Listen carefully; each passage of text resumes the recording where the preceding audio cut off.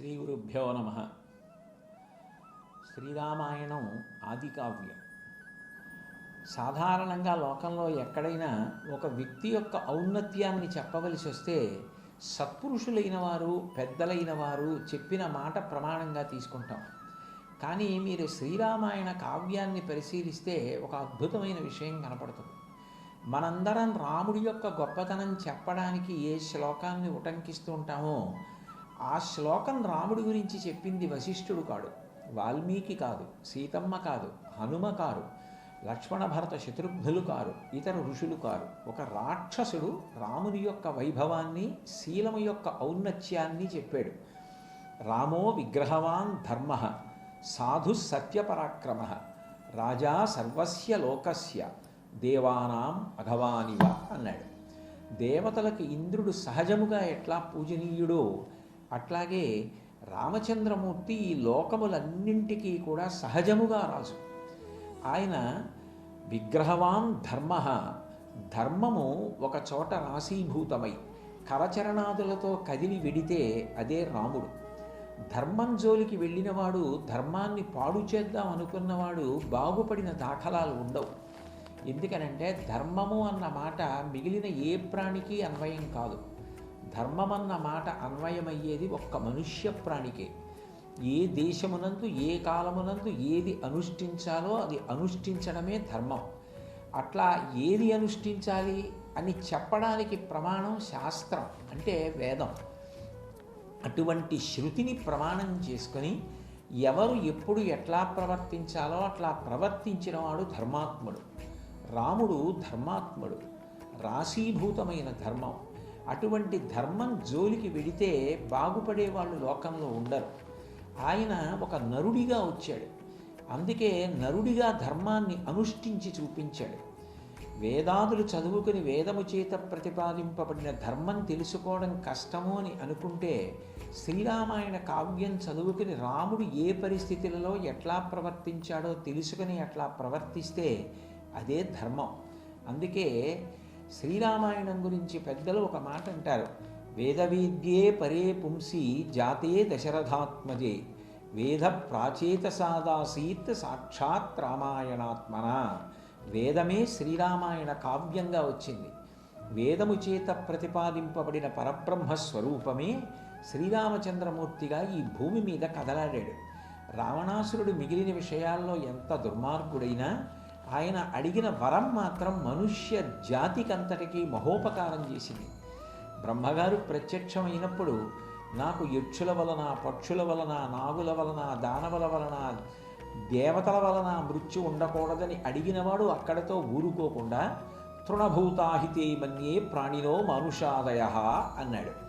మిగిలిన ప్రాణుల గురించి నేను ప్రత్యేకంగా వరమడిగి వాటి చేతిలో నాకు చావు ఉండకూడదని అడిగాను, కానీ మనుష్యుల గురించి అసలు ప్రస్తావనే చెయ్యను, ఎందుకంటే వాళ్ళు గడ్డి పరకతో సమానమన్నాడు. కానీ పరమేశ్వరుడి సృష్టిలో అత్యంత గొప్ప ప్రాణి మనిషి.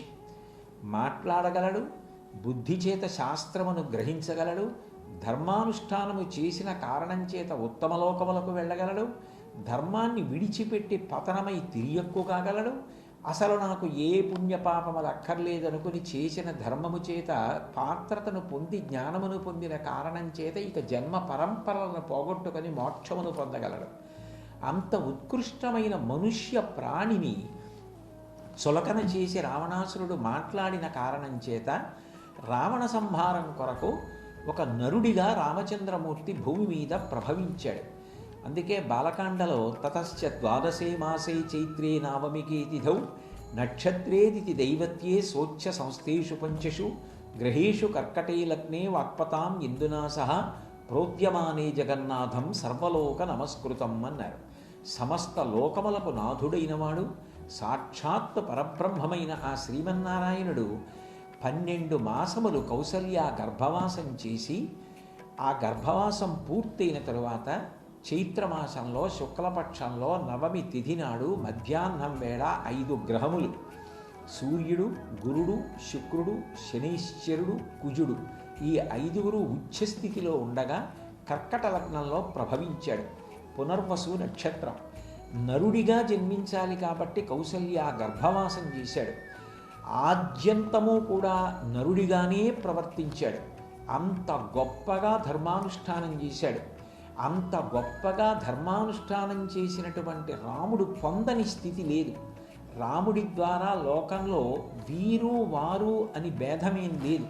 అసలు మనిషిగా పుట్టిన ఎవరైనా మనిషిగా బ్రతికి మనిషిగా తన జీవితాన్ని సార్థక్యం చేసుకోవడానికి కుటుంబ విలువల దగ్గర నుంచి సామాజిక విలువల దగ్గర నుంచి ఏది కావాలన్నా స్ఫూర్తిని పొంది రామచంద్రమూర్తి నుండే స్వీకరిస్తాం.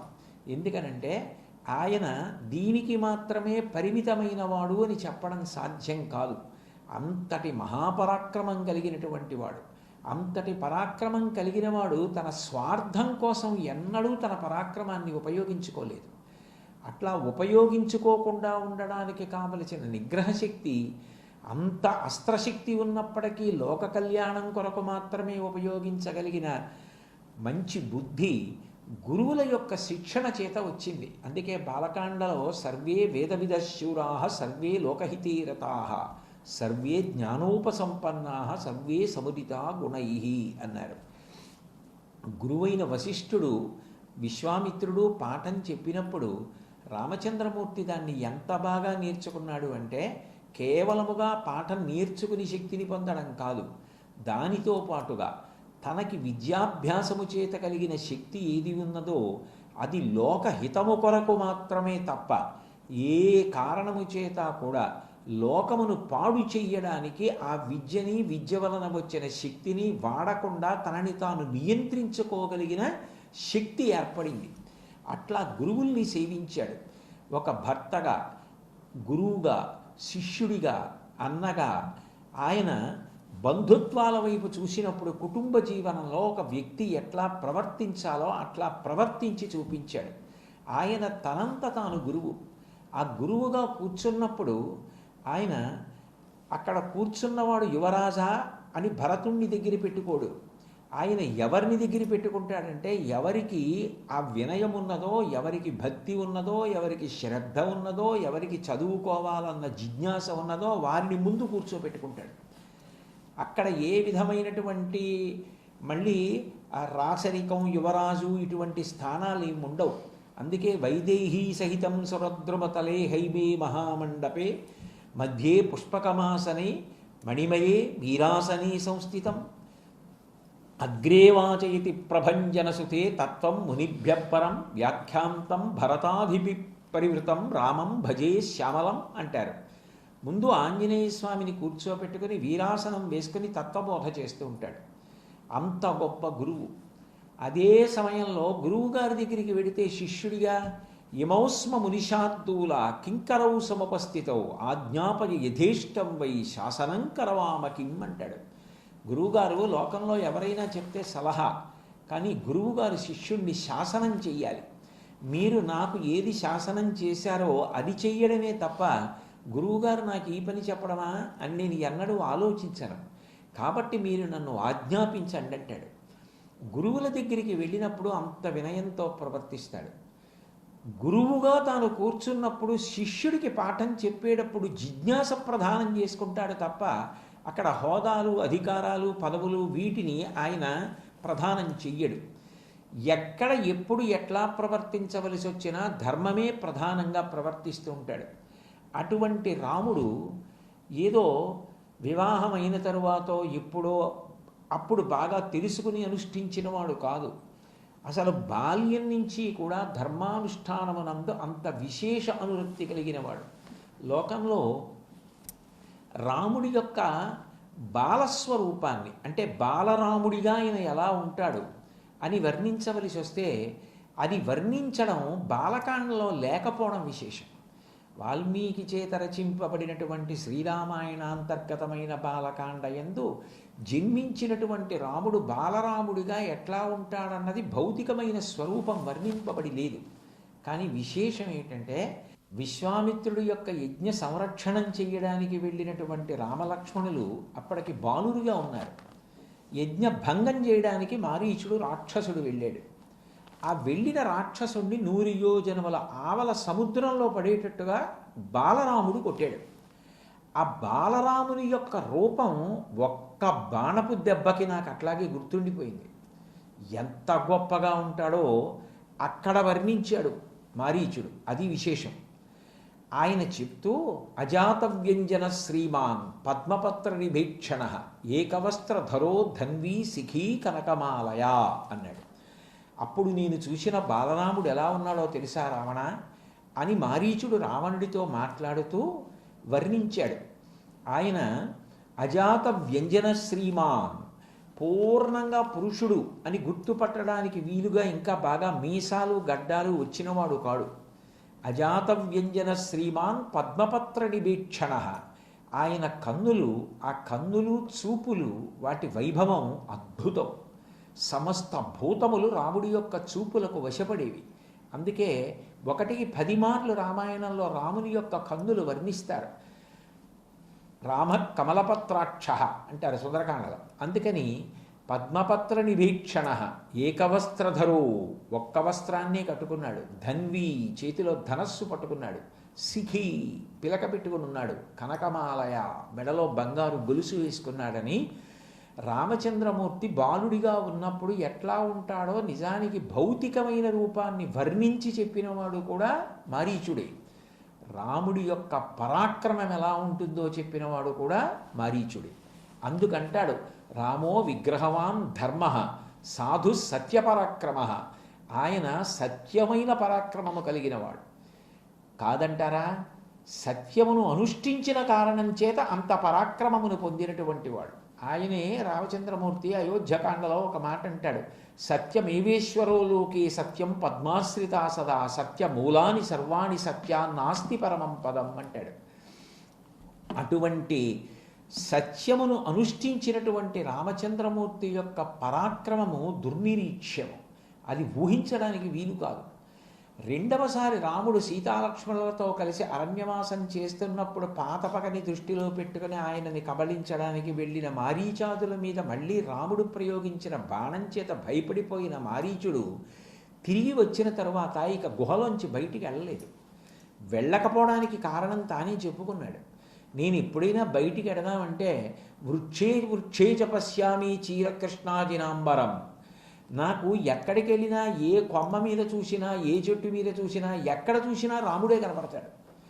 ఆ కోదండం పట్టుకుని బాణాన్ని సంధించి నా మీద విడిచిపెడుతున్నటువంటి రాముడే కనపడుతున్న కారణం చేత నాకు నిజానికి ఈ విశ్వము కనపడటం లేదు, విశ్వమంతటా రాముడే కనపడుతున్నాడు అన్నాడు. అంత భీతభక్తిని పొందాడు మారీచుడు. పైగా ఓ మాట అన్నాడు, రకారాదీని నామాని రామత్రస్తస్య రావణ రత్నాని చ రథాశ్చైవ విత్రాస జనయంతిమే అన్నాడు. రావణ, ఆనాటి నుంచి ఎవరైనా రా అని నా దగ్గర అంటే నేను పారిపోతాను. ఒకవేళ వాళ్ళు రత్నము రథము ఇటువంటి మాటలు అందామని ముందు రా అన్నా తర్వాత మా అంటారేమో అని నేను పారిపోతూ ఉంటాను. అంత భయం నాకు అన్నాడు. అంటే రాముడి పరాక్రమం అంత గొప్ప పరాక్రమం. బండన భీముడు అర్తజన బాంధవుడుజ్వల బాణతోడ కోదండ కళాప్రచండ భుజతాండవ కీర్తికి రామమూర్తికి రెండవ సాటి దైవమి కలీడనుచున్ గడకట్టి భేరి కాడాండ డడాండ డాండ నిడదంబుల జాండము నిండ మత్త వేదండము నిక్కి చాటెదను దాశరథి కరుణాపయోనిధి అంటారు గోపరాజు గారు. అంతటి మహాపరాక్రమోపేతుడు. యుద్ధమే వస్తే ఆయన భుజములు రుద్రతాండవం చేస్తాయిట. ఎప్పుడు బాణం తీస్తాడో, ఎప్పుడు సంధిస్తాడో, ఎప్పుడు విడిచిపెడతాడో ఎవరికి తెలియదు. ఎదురుగుండా ఉన్న శత్రువులు పడిపోవడాన్ని బట్టి రాముడు యుద్ధం చేస్తున్నాడని తెలుస్తుంది అంతే. తిరుగుతున్న పంఖ రెక్కలు లెక్క పెట్టడం ఎలా సాధ్యం కాదో యుద్ధం వచ్చినప్పుడు రాముడు బాణం తీసి వింటినారికి సంధించి విడిచిపెట్టడం చూడడం అట్లా సాధ్యం కాదు. మొక్కవోని ధైర్యంతో పరాక్రమంతో అలసట లేకుండా శత్రు దుర్భేద్యమైన స్థితిలో నిలబడి అంత గొప్ప బాణ పరంపర కురిపిస్తాడు. మండిత విస్ఫులింగ జ్వలితానల కీలలు వబ్జ గర్భాండము నిండ రామ వసుధాదిపుడీశడు వజ్రసాధన ఖండిత పంక్తి కంఠప కళకంఠ పురాంతక శైలచాలనోద్దండ బలప్రచండ పురదండ విఖండన చండకాండముల్ అంటాడు భాస్కరుడు భాస్కర రామాయణంలో.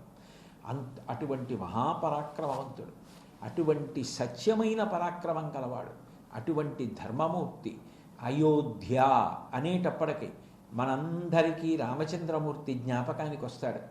7 మోక్షపురులున్న ఒక్కొక్క పురి పేరు చెప్పినప్పుడు ఖచ్చితంగా అక్కడ ఉన్న దైవం గుర్తొచ్చేది ప్రధానంగా చూసినట్లయితే మనకి మూడిటి విషయంలో కనపడుతుంది. అందులో మొట్టమొదటిది అయోధ్య. అయోధ్య పేరు చెప్పగానే రామచంద్రమూర్తి జ్ఞాపకం వస్తారు. అట్లాగే కాంచీపురం పేరు చెప్పేటప్పటికీ కామాక్షి గుర్తొస్తుంది. ఉజ్జయిన్ పేరు చెప్పేటప్పటికీ మహాకాళుడు జ్ఞాపకానికి వస్తాడు. అయోధ్య రాముడు అంతగా అవినాభావ సంబంధం. అందుకే భారతీయులందరికీ కూడా ఆ అయోధ్య అంటే ఎనలేని మక్కువ. ఎంత ప్రేమో ఆ అయోధ్య అంటే ఎవరికి వారే అది తమకే చెందిన నగరం అనుకుంటారు. అటువంటి అయోధ్యానగరంలో ప్రభవించిన రామచంద్రమూర్తి యొక్క అవతారం నిజానికి ఏదో ఒక్క ధర్మానికే చెందినది కాదు. మనుష్యుడిగా పుట్టిన ఎవరికైనా సరే ఆదర్శప్రాయమైన జీవితాన్ని నేర్పినటువంటి వాడు రామచంద్రమూర్తి. అటువంటి రాముణ్ణి బాలరాముడిగా అయోధ్యలో అంత గొప్ప దేవాలయ నిర్మాణం చేసి 22వ తారీఖున ప్రతిష్ఠ చేస్తుంటే అది సహజంగా అందరికీ పండగే. నా దృష్టిలో అయితే అది మనుష్య జాతికంతటికీ పండగ. అటువంటి రామచంద్రమూర్తి యొక్క పరిపూర్ణమైన అనుగ్రహ విశేషం చేత మనందరం ధర్మ పరిపాలన చేస్తూ